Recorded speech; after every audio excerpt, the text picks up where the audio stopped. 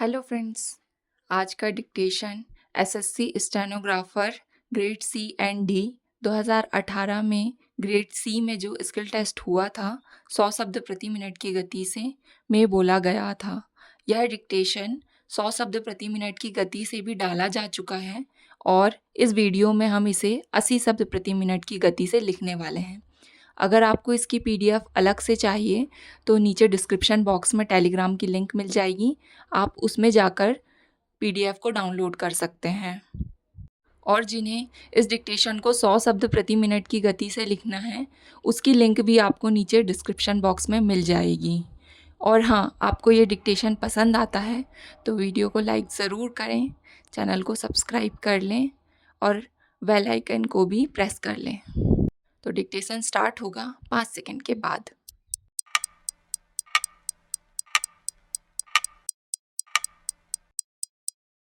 Start.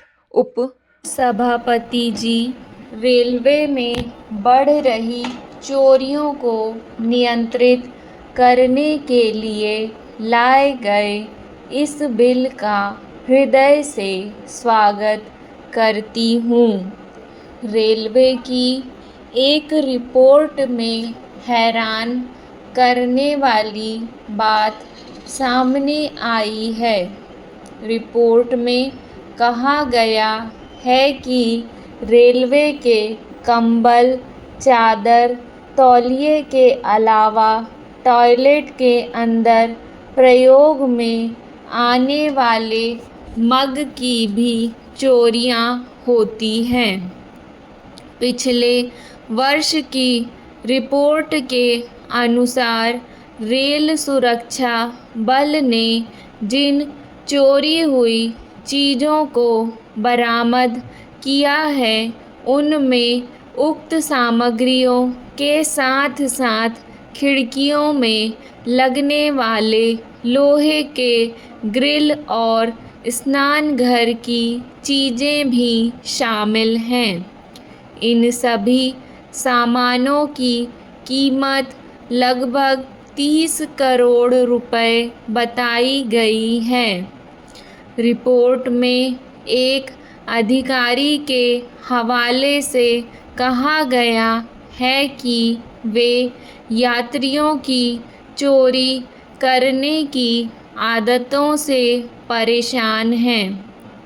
हर साल railway को इससे करोड़ों का नुकसान होता है। कई यात्रियों को तो हमने कंबल, पर्दे, तकिए अपने बैग में भरते हुए रंगे हाथों पकड़ा है। नशेड़ी लोग लोहे की चीज़ें चुराने से बाज नहीं आते हैं। उन्हें कई बार गिरफ्तार किया जाता है, लेकिन इस चोरी की घटनाओं पर कोई फर्क नहीं पड़ रहा है। रेलवे सुरक्षा बल इन चोरियों को रोकने के लिए लगातार मुहिम चला रहा है। रिपोर्ट में यह भी कहा गया है कि रेलवे में चोरी करने वाले लोग अलग अलग तरह के होते हैं। कुछ चोर तो केवल रेलवे ट्रैक, फिश प्लेट चुराते हैं, तो कुछ चोर ट्रेन के अंदर लगे वॉश बेसिन, शीशे, नल आदि की चोरी करते हैं।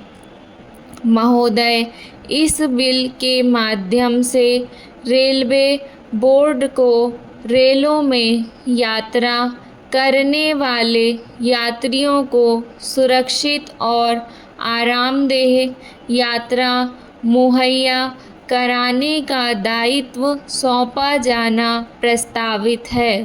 साथ ही चलती ट्रेन में यात्रियों के सामानों की चोरी होने पर संबंधित रेल जोन को यात्रियों के नुकसान की भरपाई करनी होगी। इस बिल में यह व्यवस्था इस लिए करनी पड़ी है कि राष्ट्रीय उपभोक्ता आयोग ने वर्ष 2011 के एक मामले में यह फैसला दिया था। दरअसल फरवरी 2011 में एक महिला यात्री नई दिल्ली से श्री गंगानगर की यात्रा कर रही थी। इसी दौरान कुछ लोगों ने उनका पर्स छीन लिया था, जिसके बाद महिला ने उपभोक्ता अदालत में अर्जी डालकर रेलवे से मुआवजे की मांग की थी। उस महिला ने अपनी अर्जी में कहा था कि उस समय कोच अटेंडेंट की ओर से किसी भी तरह की मदद नहीं की गई। आयोग ने उनके हक में फैसला करते हुए रेलवे को ब्याज समेत 2,70,000 रुपये का मुआवजा देने का आदेश जारी किया। राष्ट्रीय उपभोक्ता आयोग ने रेल यात्रियों के हित में एक अहम फैसला देते हुए कहा कि रेलवे के अनारक्षित बोगियों में सफ़र कर रहे यात्रियों को भी सामान गायब या चोरी होने पर मुआवजा देना होगा। आयोग ने रेलवे की उन दलीलों को खारिज करते हुए ये फैसला किया है जिसमें रेलवे ने सामान की सुरक्षा की जिम्मेदारी यात्रियों की स्वयं की बताई थी। आयोग ने यह भी साफ किया है कि रेल में यात्रा करने वाले यात्रियों और उनके सामान की सुरक्षा की जिम्मेदारी रेलवे की है। आयोग के अध्यक्ष ने कहा है कि यात्रियों की सुरक्षा को लेकर रेलवे अपनी जिम्मेदारियों से यह कहकर नहीं बच सकता कि यात्रियों को अपने सामान की रक्षा स्वयं करनी होती है। अब इस बिल के माध्यम से रेलवे को 2 महत्वपूर्ण जिम्मेदारियां सौंपी गई हैं। एक तो रेलवे की संपत्ति की रक्षा करना और दूसरी यात्रियों के सामानों की भी रक्षा करना। जाहिर है कि ये दोनों जिम्मेदारियां रेलवे सुरक्षा बल को ही निभानी है, जिसके लिए उसे अतिरिक्त अधिकार दिया जाना लाजमी है। महोदय, अनंतनाग में पिछले दिनों हुई गोलीबारी पर मैं कुछ कहना चाहती हूँ। मुझे लगता है कि स्वतंत्रता के बाद हमारे ऊपर पाकिस्तान द्वारा किया गया सबसे बड़ा आघात है। स्वतंत्रता के दौरान हमारे देश के सपूतों ने जो बलिदान दिया था, उसी प्रकार के बलिदान हमने कारगिल में युद्ध के दौरान भी दिया। यहाँ की 2/3 आबादी युवाओं की है। इस सभा को इस संबंध में अपनी स्पष्ट राय देनी चाहिए कि इन युवा शक्ति को देश के नवनिर्माण में किस तरह लगाया जाए। आज कश्मीर की युवा शक्ति हाथों में पत्थर लेकर सड़कों पर उतरी हुई है। पाकिस्तान की शह पर वहाँ के शरारती तत्व युवकों की भावनाओं को भड़काकर अपना उल्लू सीधा करने की कोशिश कर रहे हैं। इस संबंध में वहां की सरकार द्वारा भेजे गए प्रस्ताव पर लोकसभा में चर्चा चल रही है। मुझे उम्मीद है कि लोकसभा इस मुद्दे पर जो राय देगी उसी राय के अनुसार सरकार भी कार्रवाई करेगी। समस्त देशवासियों को इसमें सरकार को सहयोग देना चाहिए और यही प्रजातंत्र का सर्वमान्य सिद्धांत है। प्रजातंत्र में जनता ही वास्तविक राजा होता है।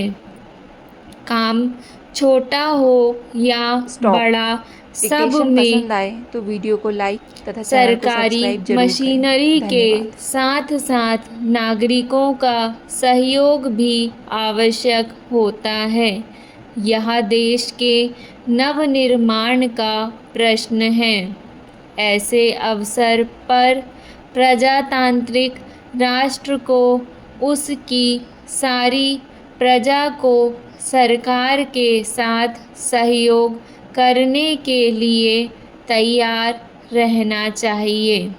मैंने यह बात कई बार दोहराई है कि यह एक ऐसी बात है जिसको विभिन्न राजनीतिक दलों के नेताओं को मिलकर करना चाहिए।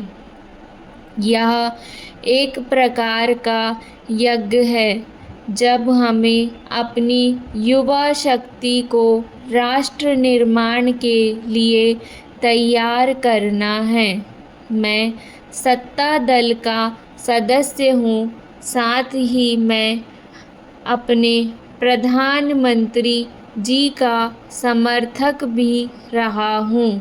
हो सकता है कि कल सदन में इस बात का कोई उल्टा मतलब निकाला जाए, परंतु मुझे इससे कोई फर्क नहीं पड़ता।